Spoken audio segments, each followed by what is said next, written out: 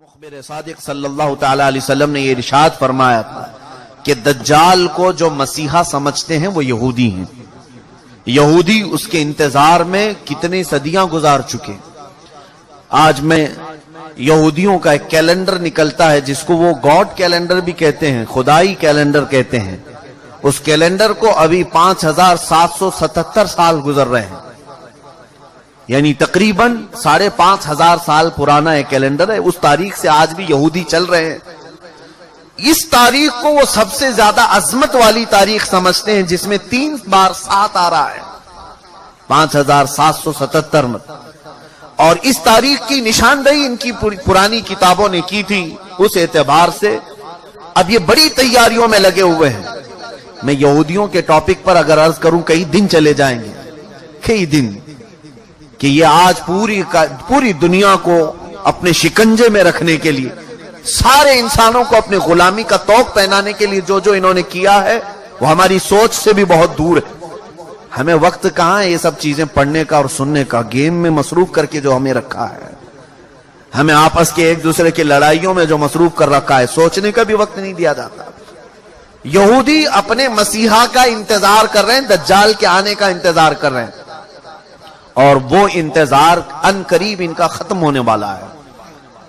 मुकद्दस किताबें जो आसमानी किताबें हैं, अगरचे वो रद्दो बदल हो गई, लेकिन जो बाकियात हैं तौरात में या तेलमूद, यहूदियों की मुकद्दस किताब है, old testament, new testament, Bible, ये जो मुकद्दस किताबें जिनकी उनके नजदीक हैं, उनकी इबारात, उनकी आयात के मुताबिक दज्जाल के आने का जमाना बहुत करीब आ चुका है।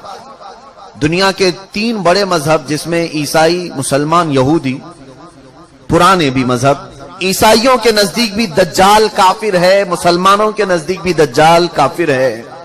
सिर्फ यहूदी उसे अपना मसीहा समझते हैं, और उनके बड़ों ने ये सारे पेशनगोइयां की हैं कि उस मसीहा के आने से पहले तुम्हें दुनिया में क्या क्या करना है, वही तैयारियां वो कर रहे हैं। अब आपको समझ में आई होगी बात कि यहूदी इतना इंटरफेयर क्यों कर रहे हैं, पूरी दुनिया में घुसपैठ क्यों कर रहे हैं। आपको पता है, इन्हें बताया गया है कि अगर तुम्हारा मसीहा तुम्हारे सामने आना है तो पूरी दुनिया को तुम्हें अपना गुलाम बनाकर रखना होगा। हर जगह तुम्हारी हुकूमतें कायम होंगी जिस वक्त वो मसीहा तुम्हारा उतरेगा। बहुत सारी अलामत मैंने उनकी किताबों से पढ़ी हैं, इंजील मेरे पास रखी है। बहुत सारी चीजें यहूदियों को ये बशारतें दी गई कि तुम्हारा मसीहा उस वक्त उतरेगा जब इजराइल में, यानी सारे यहूदी जमा हो जाएंगे, ये मुकद्दस जमीन पर सारी दुनिया के यहूदी जमा हो जाएंगे। ये जमा होने का काम 70 साल पहले से इन्होंने शुरू किया है। और उसके बाद एक और इन्हें बशारत दी गई है कि इंजीर का दरख्त जब तुम्हारे मुल्क में फलने फूलने लगे तो समझ लो कि तुम्हारा मसीहा आने वाला है। इंजीर तो समझते होंगे आप। ये बहुत सारी वो बातें मैं अर्ज कर रहा हूं जो आम तकरीरों से हट करके हैं। मैं सिर्फ इसलिए अर्ज कर रहा हूं कि एक नए साल में हम कदम रखने जा रहे हैं, और हम ये अब नए साल क्या क्या गुल खिलाने वाला है उससे अलर्ट करना ये मेरी अपनी जिम्मेदारी है। इंजीर आप जानते हैं, इंजीर के फल के मुतालिक मैंने तहकीक किया तो तकरीबन 1800 साल से इजराइल फिलिस्तीन की जमीन पर इंजीर का दरख्त उगा ही नहीं था। 1800 ईयर्स 1800 साल पहले से, और अब जाकर के फिलिस्तीन और इजराइल में कसरत से इंजीर के दरख्त उगने लगे और फल भी देने लगे। उनकी एक बशारत में यह भी लिखा गया है, इंजील में यह इबारत मौजूद है कि मसीह दरवाजे पर खड़ा होगा जब तुम्हारे यहां इंजीर फल देने लगे। मसीहा तुम्हारे दरवाजे पर खड़ा होगा। ये इबारतें पढ़कर मैं बहुत शौक हुआ। कितनी उसमें सच्चाई है वो अल्लाह बेहतर जाने। उसके अलावा ये भी उन्हें कहा गया था यहूदियों को कि जब तुम्हारे यहां एक गाय लाल बछिया को जन्म दे, और वो लाल बछिया ऐसी हो कि उसको किसी ने अपनी मिल्कियत में ना रखा हो, उससे किसी ने काम ना कराया हो, और वो जवानी में उस लाल बछिया को तुम कुर्बान करो और बड़ी मुकद्दस इबादत गाह में उसकी राख डालो, तुम्हारा मसीहा उतर कर आ जाएगा। ये भी किताब में है। लाल बछिया, गाय की लाल बछिया, समझ रहे होंगे आप, एक बछड़ी। और अभी अभी की न्यूज ये है कि इजराइल में एक लाल बछिया पैदा हुई है और जिसकी हिफाजत ये कर रहे हैं। और कल की न्यूज मैंने ये देखा, एक ईसाई बहुत बड़े साइंटिस्ट है और वो अपनी वेबसाइट में ये सारी अपडेट्स देते रहता है। मैं इनकी सबकी खबरों को 100% यकीन के साथ नहीं बयान कर रहा हूं, महज मैं आपके दिमाग को करीब करना चाह रहा हूं, इस बात को आप तस्लीम कर लें। लाल बछिया का पैदा होना ये तो जग जाहिर है, सारे लोग जानते हैं इसको, सिवाय उन लोगों के जो लोग टिकटॉक में मसरूफ हैं। बाकी जिनको इस्लाम या तारीख से दिलचस्पी है या वो अपडेट्स लेते हैं दुनिया में क्या हो रहा है, उन्हें पता है कि इजराइल में भी क्या हो रहा है। लाल बछिया पैदा हो गई, उसकी हिफाजत भी हो रही है। कल खबर ये मिली कि उसको कुर्बान भी किया गया है। यह और बात है कि उसकी भेंट नहीं चढ़ाई गई। अब तीसरी बशारत ये भी सुनिए कि कब ये दज्जाल जाहिर होगा, कब ये मसीहा इनका आएगा। ये हमारा मसीहा नहीं, दज्जाल यहूदियों के लिए हो सकता है मसीहा, हमारे लिए वो सबसे बड़ा फितना है। उसकी आखिरी अलामतों में ये बताया गया है कि जो इबादत खाना तुम्हारा खत्म कर दिया गया है, वो इबादत खाना जब तामीर होगा तो तुम्हारा मसीहा आसमान से उतर जाएगा। ये ईसाइयों की किताब में है, तो आसमान से उतरने का जिक्र ईसा अलैहिस्सलाम के लिए हो सकता है, लेकिन दज्जाल के आने का जिक्र कहीं ये नहीं आया है कि वो आसमान से आएगा कि जमीन से आएगा। अलबत्ता इतना है कि वो जाहिर होगा। अब वो क्या है इबादत खाना जो इनका तोड़ा गया, ये बड़ी लंबी तारीख है।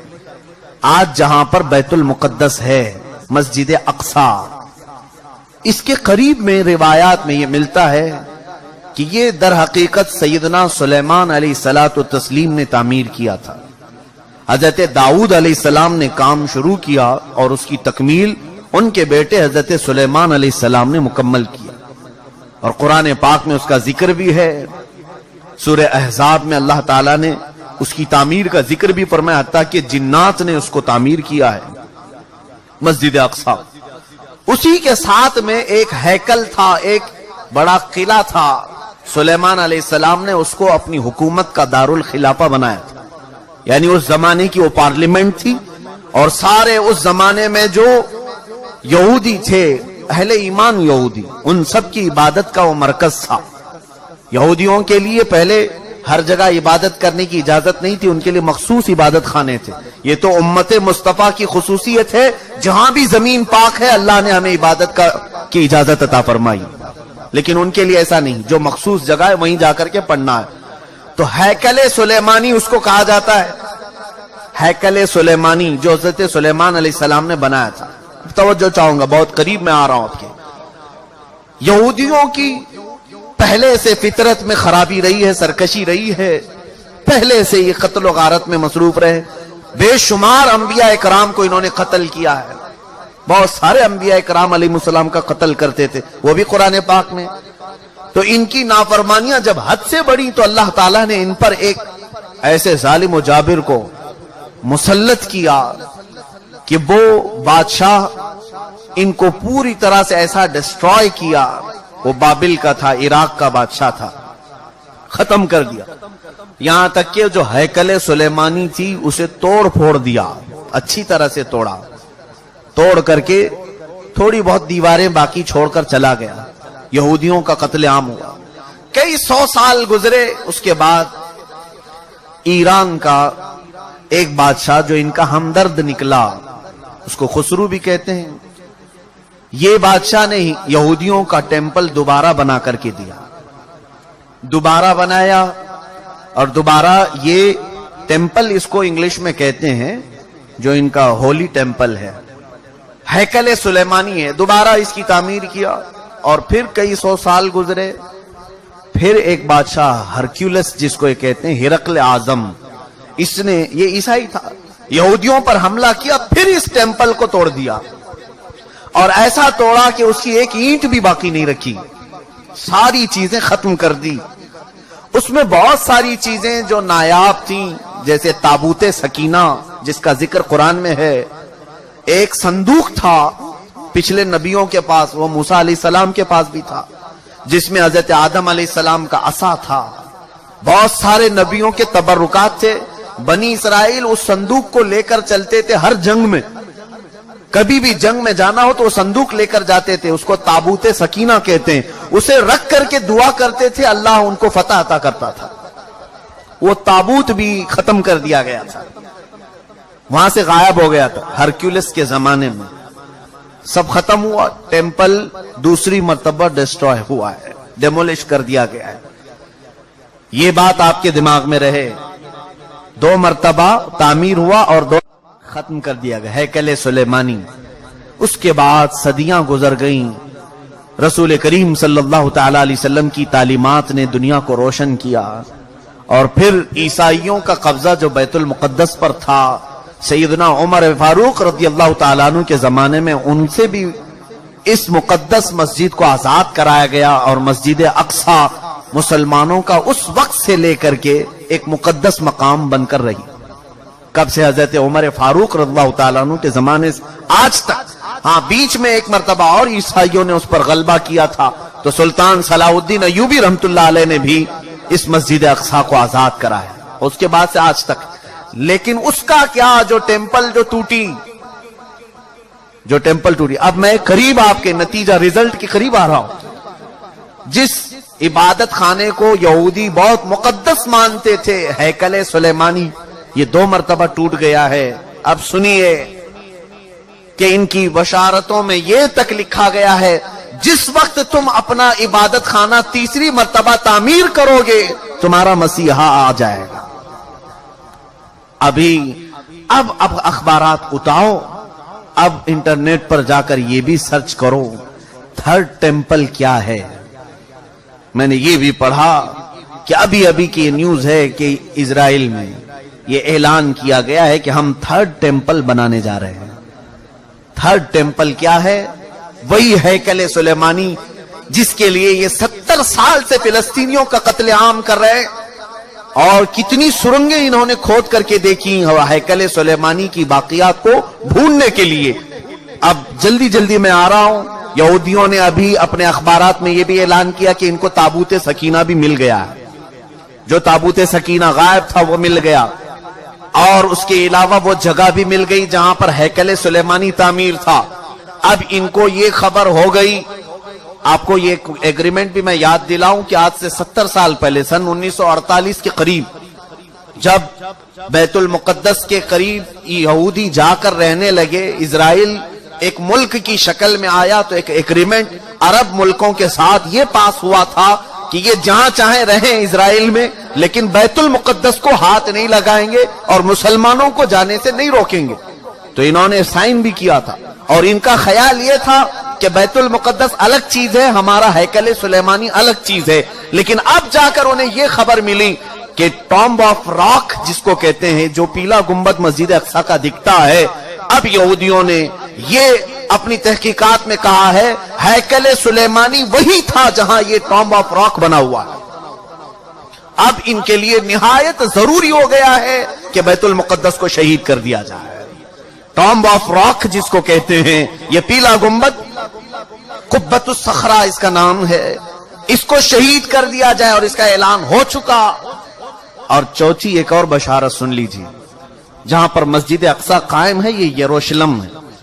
میں ان تمام باتوں کو جو پیش کر رہا ہوں، قانونی اعتبار سے بہت سارے لوگ سمجھتے ہیں ان پیچیدگیوں کو. جس نے بھی یہودیوں کے متعلق بات کی ہے اس کا قتل کر دیا جاتا ہے، مار دیا جاتا ہے. میں بار بار اس کا اعتراف کرتا ہوں، مجھے اس کی پرواہ نہیں. ہاں، اس کی پرواہ ضرور ہے کہ میں امت مصطفیٰ کو ان کی امانتیں سپرد کر کے جاؤں. کتمان علم حرام ہے. چوتھی ایک اور بشارت ان کے متعلق یہ آئی ہے کہ کب آئے گا ان کا مسیح دجال.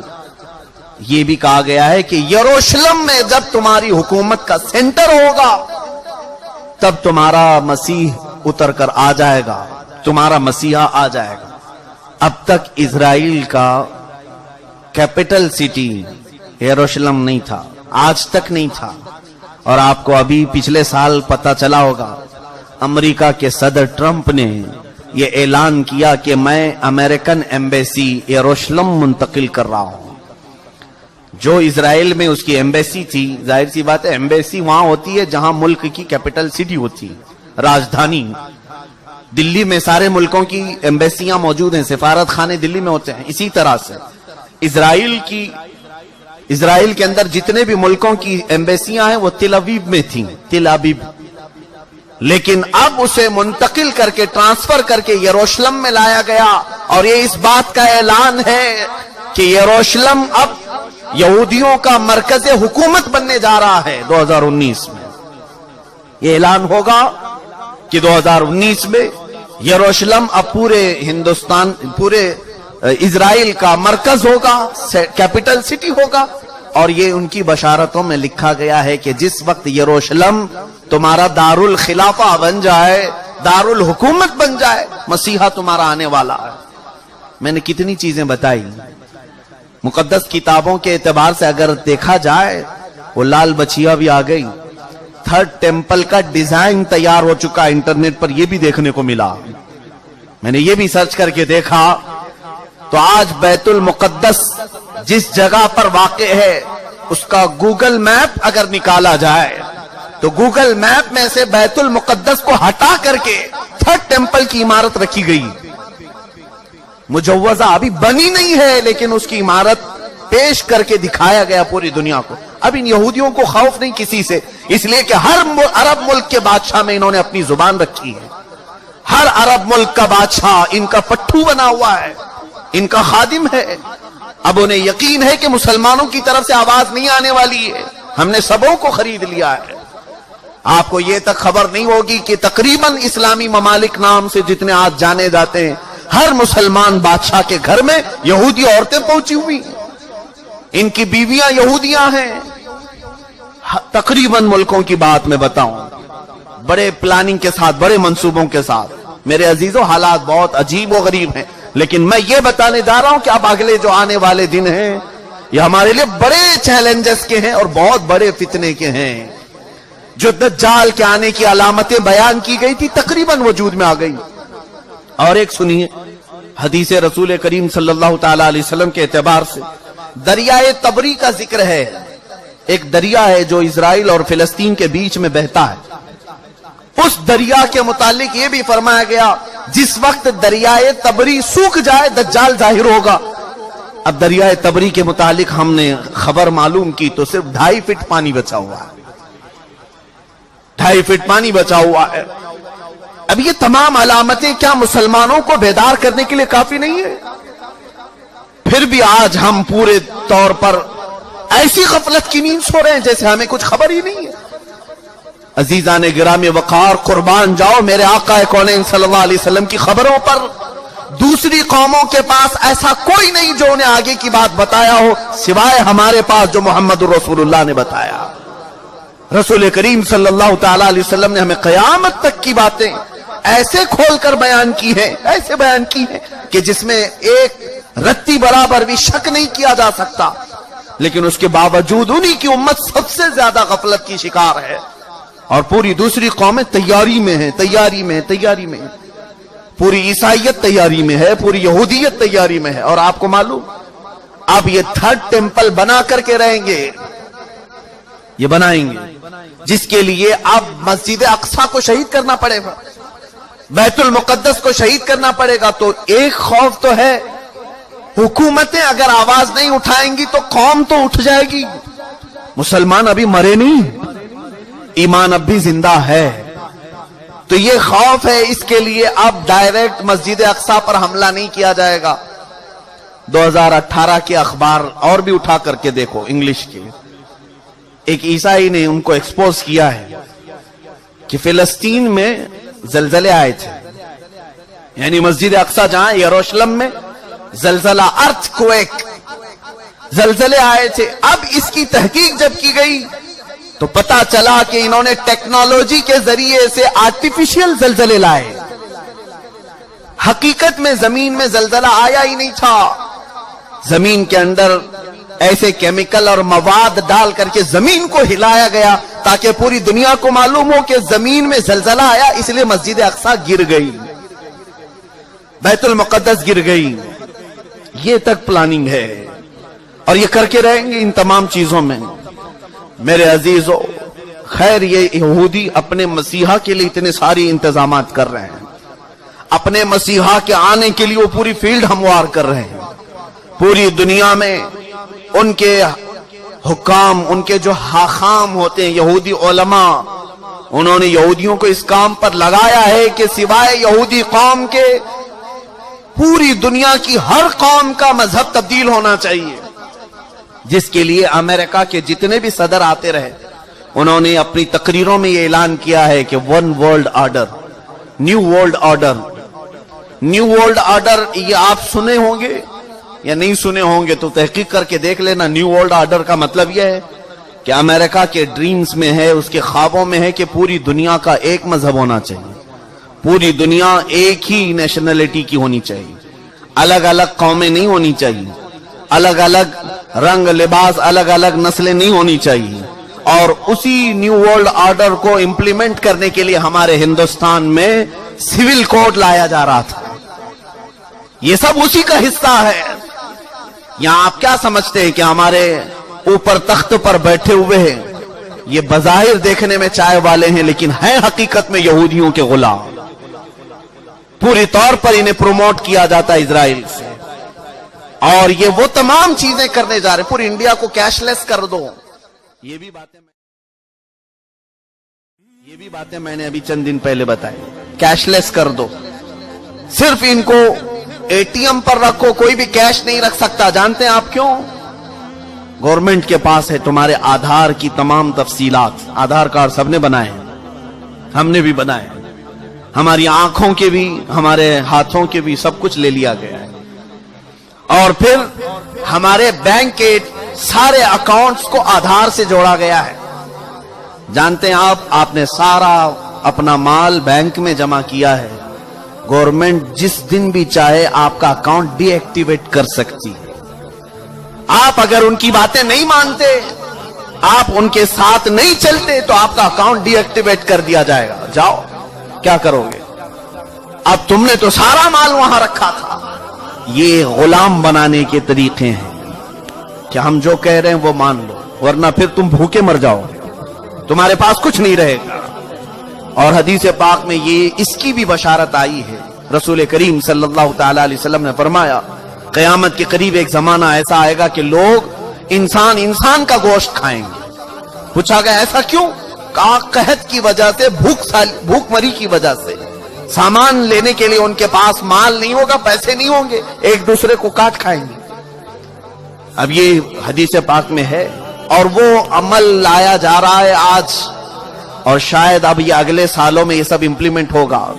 آسٹریلیا میں ایک چپ نکالی گئی ہے، غالباً اس کا نام IRF یا RIFD ایسا کچھ نام ہے، کرپٹو کرنسی، یا ایک چھوٹی سی چاول کے دانے کے برابر ایک میموری کارڈ ہے جو ہاتھ میں انجیکشن کے ذریعے سے ڈالا جاتا ہے، اور اس میں سارا ڈیٹیلز تمہارا موجود ہوگا، تمہارے دستاویزات، تمہارے جائیداد، تمہاری پراپرٹی، تمہاری آئیڈینٹیٹی، تمہارے اکاؤنٹ کی ڈیٹیلز، سب کچھ اس کے اندر، اس چپ کے اندر ہوگا۔ اور جہاں آپ ٹچ کریں گے کسی اسکرین پر تو آپ کا سارے ڈیٹیلز آ جائیں گے، اور اسی کے ذریعے آپ کچھ بھی خرید سکتے ہو، مال میں کہیں پر بھی اپنے انگوٹھے کو اسکرین ٹچ کر کے اپنی ساری چیزیں خرید سکتے ہو۔ اس چاول کے دانے کے اندر تمہاری پوری تفصیلات ہوں۔ یہ کرپٹو کرنسی آسٹریلیا کی کئی کمپنیوں میں آج امپلیمنٹ ہو چکی۔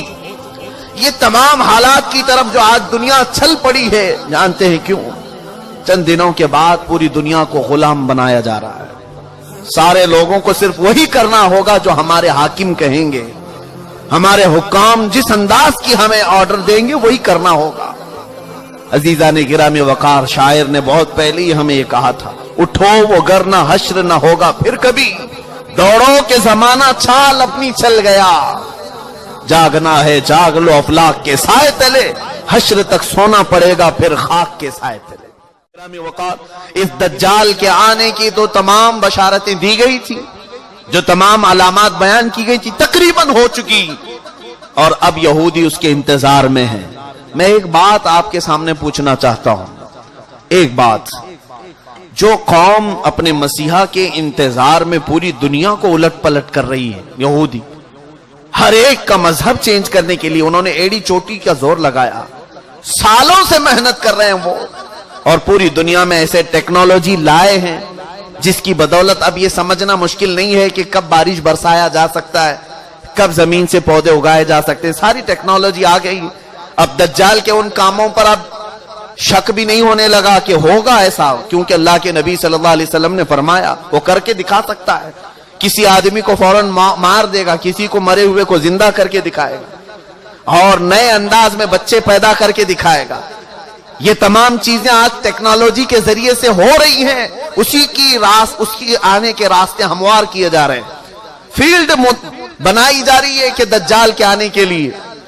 میرے عزیزو، جس وقت دجال اترے گا تو پھر یہودی اس کی پوری فوج میں ہوں گے، پوری فوج میں ہوں گے، اور وہ قتل عام مچائے گا پوری دنیا میں۔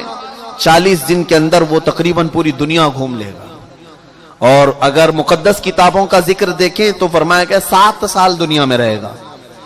دوسری کتابوں کی عبارات یہ بتاتی ہیں 7 سال رہے گا، جس میں سے 3.5 سال، آدھا جو اس کا زندگی کا وقت ہے وہ صرف اور صرف اسلام اور مسلمانوں کو قتل کرنے میں گزارے گا، ختم کرنے میں گزارے گا، اور اس کے لیے ساری حکومتیں اس کا ساتھ دیں گی۔ اور باقی کے 3.5 سال جب امام مہدی کا بھی ظہور ہو چکا ہوگا اور حضرت عیسیٰ علیہ السلام بھی آ چکے ہوں گے، اور پھر وہ اس کا مقابلہ کر کے اسے ختم بھی کریں گے۔ یہ ہے بعد کی بات۔ لیکن میں ایک چیز جو کہنے جا رہا تھا وہ یہ ہے، جو قوم اپنے مسیحا کے آنے کے لیے کیا کیا چیزیں کر رہی ہیں، 3rd ٹیمپل بنانا یہ کوئی معمولی کام نہیں تھا، لیکن وہ بنانے کے سارے پروجیکٹ تیار کر لیے۔ اب وہ کوئن بھی انہوں نے بنا دیا، وہ بھی میں نے دیکھا کہ اس میں داخل ہونے والے کے لیے وہ کوئن لینا ضروری ہے، سونے کا یا چاندی کا سکہ ہے، جس پر وہ 3rd ٹیمپل کی فوٹو بھی ہے، کہ وہ کوئن جس کے پاس ہوگا وہی ڈال کر کے اس کے اندر جائے گا۔ یہ سب تیاریاں ہیں، ساری تیاریاں ہیں، اور یہ ساری تیاریاں اپنے ایک مسیحا کے آنے کے لیے وہ کر سکتے ہیں۔ تف ہے ہماری زندگی پر کہ ہم اپنے نبی کو ان سے زیادہ چاہتے ہیں، لیکن اپنے نبی کی ملاقات کے لیے کوئی ایک بندہ بھی گناہ چھوڑنے کو تیار نہیں۔ کیا ہم میں سے کسی کو یہ یقین نہیں کہ ہم اپنے آقا سے مل سکتے ہیں یا نہیں؟ بلکہ یقین ہونا چاہیے کہ جس وقت وہ کرم نوازی پر آئے، اپنے ہر امتی کو اپنے دیدار سے مشرف کر سکتے ہیں۔ آقا کونین رسول پاک صلی اللہ تعالی علیہ وسلم اپنے دیدار سے مشرف کریں، یہ ناممکن بات نہیں، لیکن پوری امت آج رسول کریم صلی اللہ تعالی علیہ وسلم کے انتظار کے لیے کون سا عمل کرتی ہے؟ حضور کے دیدار کے لیے آپ میں سے کس کی چینجنگ ہے؟ وہ یہودی پوری دنیا میں الٹ پلٹ کر رہے اپنے ایک دجال کے آنے کے لیے، اور امت مصطفیٰ صلی اللہ تعالی علیہ وسلم جس کو یہ معلوم ہے کہ اگر آج میں بیٹھ کر کے رو دوں تو مدینے کے تاجدار بے قرار ہو کر میرے گھر تشریف لائے گا، اس کے باوجود ہماری پوری رات اس موبائل کے اپلیکیشن میں گزرتی ہے، گیم کھیلنے میں گزرتی ہے، دوسروں کی غیبت اور کٹوں پر بیٹھ کر چغلیاں کرنے میں گزرتی ہے۔ عزیزان گرامی وقار، اب یہ جو اگلے سال آنے والے ہیں، یہ میری ذمہ داری تھی، میں نے آپ کو بتا دیا۔ الرٹ ہونا تمہارا کام ہے، آگاہ ہونا تمہارا کام ہے۔ اب بھی اگر نہ سنبھلو گے تو علامہ اقبال نے بہت پہلے یہ کہا تھا، نہ سنبھلو گے تو مٹ جاؤ گے اے ہندی مسلمانوں، تمہاری داستان تک نہ رہے گی داستانوں میں۔ جب کہانیاں لکھی جائیں گی تو تمہاری داستان بھی ختم کر دی جائے گی۔ گرامی وقار